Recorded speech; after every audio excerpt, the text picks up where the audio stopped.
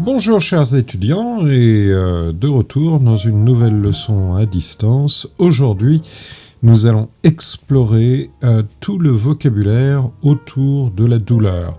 We're going to explore the vocabulary for pain. Pain. OK. Donc, qu'est-ce qui importe pour vous en tant que futur professionnel du soin infirmier? C'est essentiellement soit de demander au patient quelle est la douleur qu'il ressente, à quel endroit elle se situe, quelle est son intensité, mais aussi pour vous, il est important de comprendre ce que vous diront les patients ou les familles de patients. Donc ça veut dire que ça va dans les deux sens. Je sais demander, je sais comprendre. Je comprends l'intensité de la douleur, je comprends la localisation de la douleur. Allez, on va explorer ça tout de suite. Nous allons voir maintenant un petit peu plus ce qu'il en est par rapport au vocabulary, au vocabulaire autour de la douleur. J'ai choisi de vous présenter les points suivants. How to identify, comment identifier. How to check the intensity, comment décrire et comment identifier aussi l'intensité de la douleur. How to localize, comment localiser, comment indiquer à quel endroit se trouve la douleur. Et how to resolve pain, les différentes méthodes utilisées pour la résolution de la douleur. Pain, la douleur, c'est, comme il est écrit ici, une expérience sensorielle et émotionnelle désagréable, associée ou ressemblant à celle associée à une liaison tissulaire réelle ou potentielle. Et ça, c'est une définition liée à l'Association mondiale de recherche sur la douleur. Introduction to pain, how to assess pain. Comment identifier la douleur? How to identify pain in patients. Il faut comprendre qu'il est important pour vous, futurs professionnels du soin infirmier, de comprendre et d'évaluer, to assess pain. Pour cela, vous pouvez tout simplement commencer par demander « Where is the pain? How bad is your pain? What kind of pain ?» Ces éléments vont permettre d'obtenir des réponses de la part de vos patients. Imaginons maintenant le dialogue suivant. Good morning. How are you feeling today? I'm not feeling great. I have some pain. I'm sorry to hear that. I'll ask you a few questions to understand your pain better, so we can help you. Le contenu des questions que vous poserez à votre patient correspondra au sujet que l'on va traiter maintenant. Commençons par l'intensité. Introduction to pain, the intensity. How bad is it? To understand the intensity of pain, we use scales of pain. Pour comprendre l'intensité de la douleur, nous utilisons des échelles de la douleur. From 0, no pain, to 10, worst pain imaginable.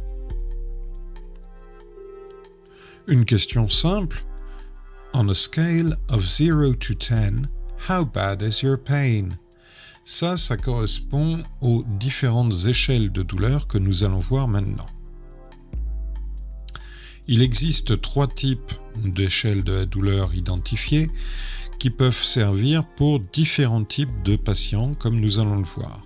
Le Numerical Rating Scale, le Visual Analog Scale et le Faces Pain Scale.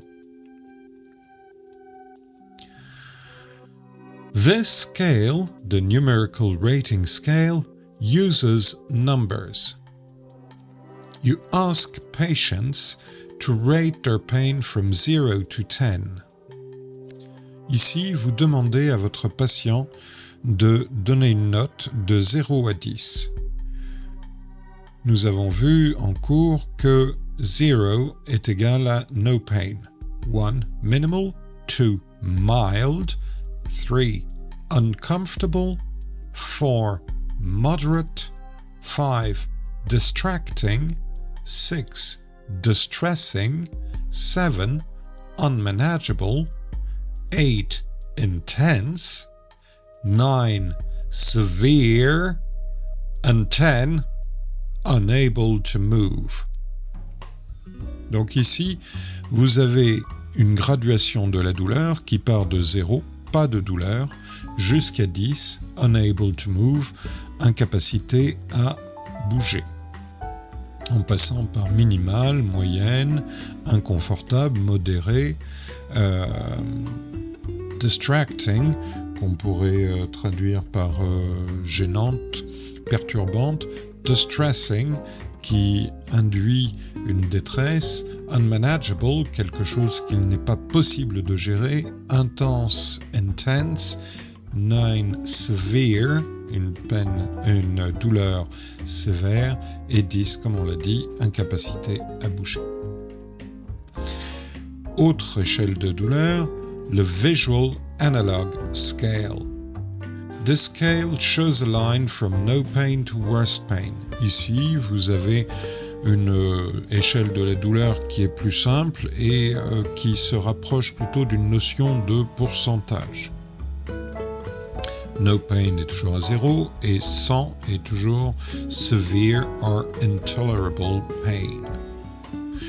Souvent, c'est le genre d'échelle de la douleur que vous pouvez utiliser avec des adultes.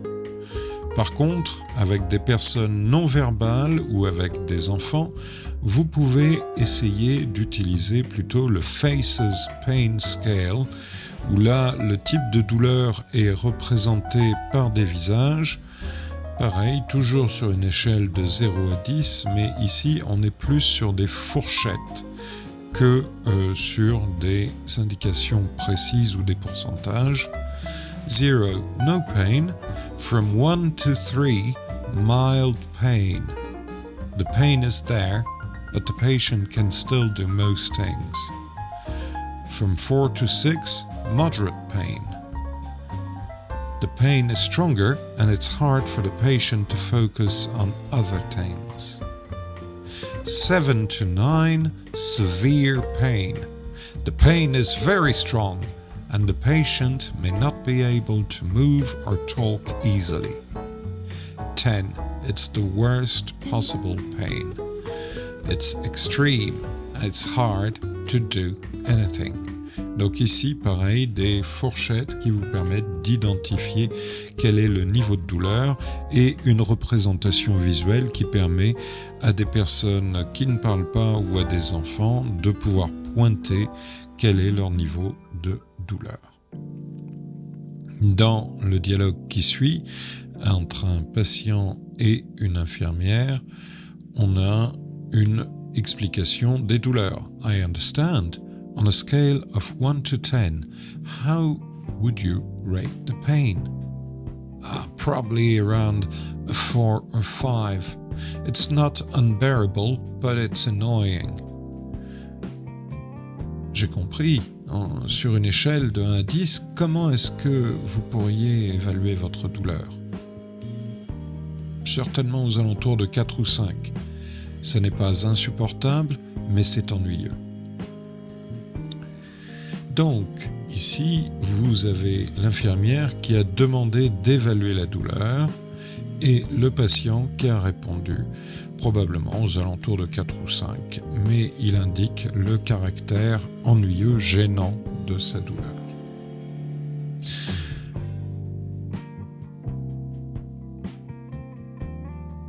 Ici, nous avons une indication 4 ou 5 qui correspond à distracting ou à moderate sur l'échelle de Scale of Pain Severity.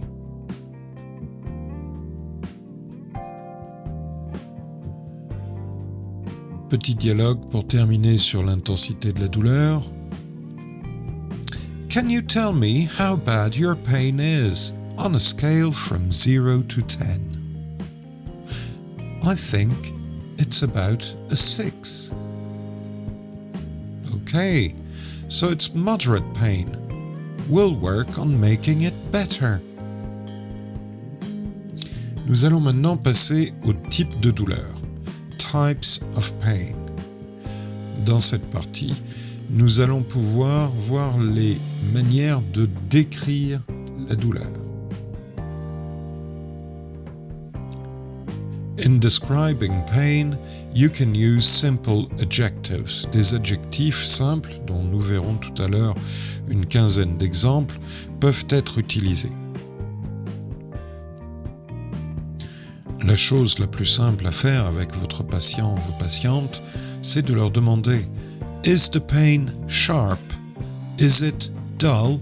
Is it burning or throbbing? Or is it anything else ?» Voyons maintenant une liste de 15 termes qui permettent de définir la douleur.